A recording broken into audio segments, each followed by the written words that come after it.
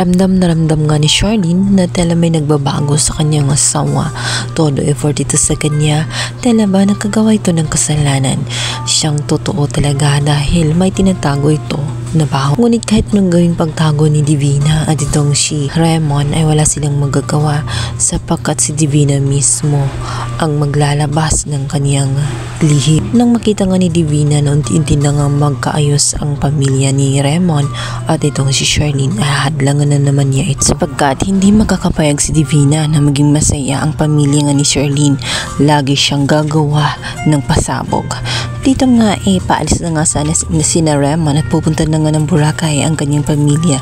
Ngunit sadyang humarang nga itong si Divina para magkunwaring ibalik ang coat niya kung saan may nangyari ng gabing yun.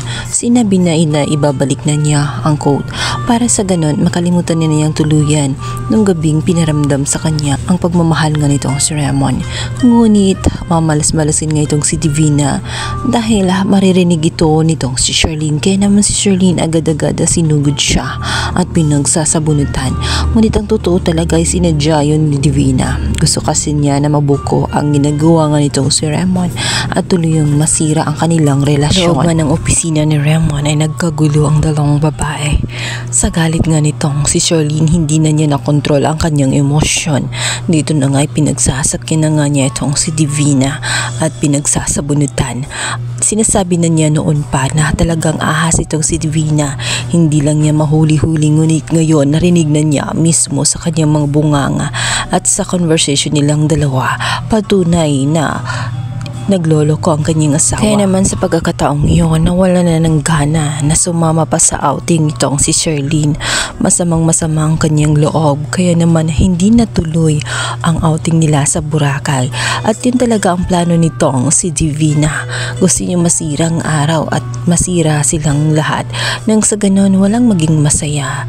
Kung hindi man lang din niya makukuha ang atensyon nga nitong si Raymond, pues hindi rin niya hahayaan na maging masaya ang pamilya nitong si Charlene.